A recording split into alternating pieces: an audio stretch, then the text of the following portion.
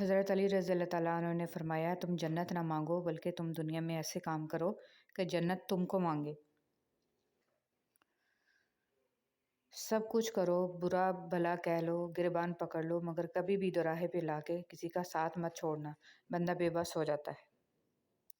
انسان کی انسانیت تب ختم ہو جاتی ہے جب اسے دوسروں کے دکھوں پر ہنسی آنے لگے۔ اگر آپ کسی سے یہ توقع رکھتے ہیں کہ وہ آپ کے ساتھ اچھا رہے گا کیونکہ آپ اس کے ساتھ اچھے ہیں، تو یہ بالکل اسی طرح کی توقع ہے کہ شیر آپ کو نہیں کھائے گا کیونکہ آپ بھی شیر کو نہیں کھاتے۔ جیسے ہر انسان کی ایک عمر معین ہوتی ہے، ایسے ہر رشتے اور جذباتی تعلق کی بھی ایک عمر ہوتی ہے۔ وہ اختتام کو پہنچ جائے تو لاکھ منت سماجت اور بدن کی کشش اس میں ایک دن کا بھی اضافہ نہیں کر سکتی۔ زندگی اس قدر خوبصورت ہے کہ اسے خود سے ختم کر دینا ایک ایسا عمل ہے جس کے بعد آپ پچھتا بھی نہیں سکتے۔ اس دنیا میں سکون سے جینے کی ایک ہی تدبیر ہے کہ ہر انسان کے پاس ایک وسیع و عریض قبرستان ہو جہاں وہ لوگوں کی غلطیوں اور خامیوں کو دفنا آیا کرے۔ لوگ خاص نہیں ہوتے بلکہ خاص تو ہماری چاہت ہوتی ہے جو کسی کو ہمارے لیے خاص بنا دیتی ہے، ورنہ یہاں تو حسین و جمیل چہرے والے بھی دل سے اتر جاتے ہیں۔ فاصلے کبھی رشتے الگ نہیں کر سکتے اور نزدیکیاں کبھی رشتے بنا نہیں سکتی۔ بعض اوقات آپ کسی کا برا سلوک صرف اس لیے برداشت کرتے ہیں کیونکہ ہم ان سے پیار کرتے ہیں۔ مرد کی محبت دانت کے درد کی طرح ہوتی ہے، جب وہ کرتا ہے ایسی شدت سے کرتا ہے، اور جب وہ خاموش ہوتا ہے تو ایسا لگتا ہے کہ اس نے کبھی محبت ہی نہیں کی۔ ہر وہ شخص جو آپ کی زندگی میں قدم رکھتا ہے اس کے آنے کا کوئی نہ کوئی سبب ہوتا ہے۔ کچھ آپ کو محبت کرنا سکھا دیتے ہیں، کچھ لوگ محبت نبھانا سکھا دیتے ہیں، کچھ صبر کرنا سکھا دیتے ہیں تو کچھ خواب دیکھنا، اور کچھ لوگ انہی خوابوں کو پورا کرنے کا حوصلہ دے جاتے ہیں۔ خاموش ہو جایا کریں اور سہ جایا کریں، جھک جایا کریں، مان لیا کریں یہ عاجزی ہے جو اللہ کو محبوب ہے۔ بندہ جب بااختیار ہوتے ہوئے خاموش ہو جاتا ہے تو اللہ کی نظر میں معتبر ہو جاتا ہے۔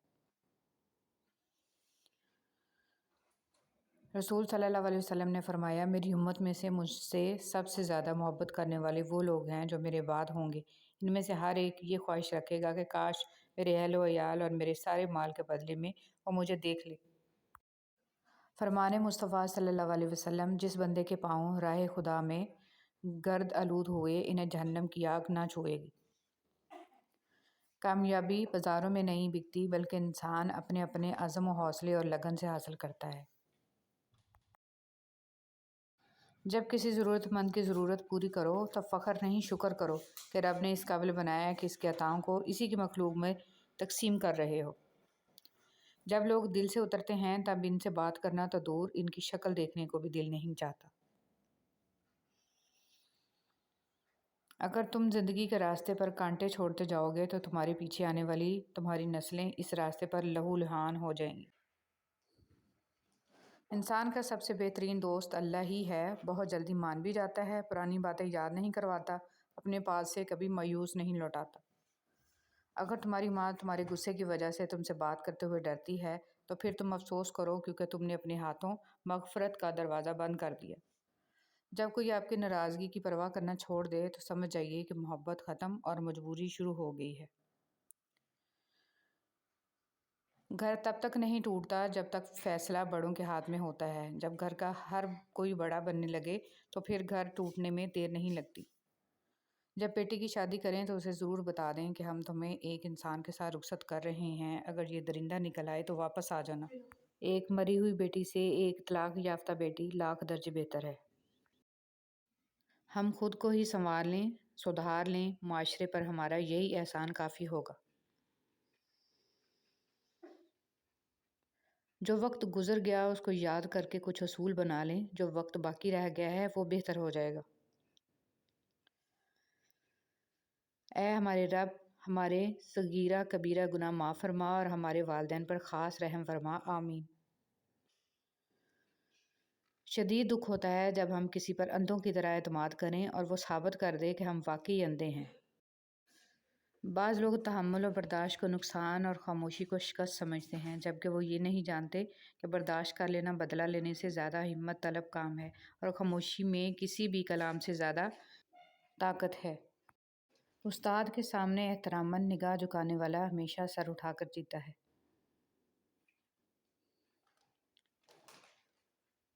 ہم خود انسان ہوتے ہوئے بھی دوسروں سے فرشتوں جیسی توقعات کے امیدوار ہوتے ہیں۔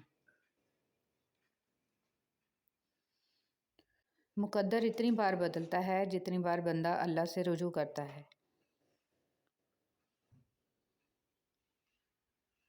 انسان کے کردار کی دو منزلیں ہیں، یا دل میں اتر جانا یا دل سے اتر جانا۔ دھڑکنیں احساسات سے چلتی ہیں، احسانات سے نہیں چلتی، اس لیے جس سے جب تک رشتہ رکھیں احساس کا رکھیں، نہ کہ احسانات کا۔ اگر تو چاہتا ہے کہ اللہ رب العزت تمہیں بخش دے تو لوگوں کے ساتھ نیکی کر۔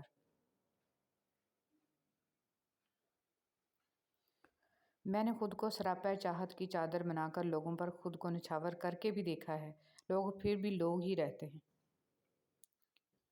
بے شک اللہ کو یاد کرو گے تو دلوں میں ٹھنڈک آئے گی، ورنہ سلگتے رہو گے، سسکتے رہو گے، تڑپتے رہو گے۔ زندگی صدیوں، سالوں، مہینوں یا دنوں میں نہیں بدلتی، زندگی اسی لمحے میں بدل جاتی ہے جس میں آپ زندگی بدلنے کا فیصلہ کرتے ہیں۔ کسی نامحرم کی محبت میں گمراہ ہو کر اپنے رب سے شکوہ مت کریں، کیونکہ جس رشتے کی اسلام میں گنجائش ہی نہیں، اس میں برکت کیسے ہو سکتی ہے؟ بس اللہ تعالیٰ سے محبت کریں جو سب سے پاکیزہ اور خوبصورت ہے اور آپ کو بھی پاکیزہ اور خوبصورت بنا دیتی ہے۔ حقوق اللہ میں معافی شرط ہے اور حقوق العباد میں تلافی ضروری ہے۔ معافی اور تلافی کے بغیر والے کیس کا فیصلہ بروز قیامت ہوگا۔ اپنے کیے کا فیصلہ دنیا میں ہی کروا کے جائیں، حشر کا معاملہ انتہائی نازک ترین ہے۔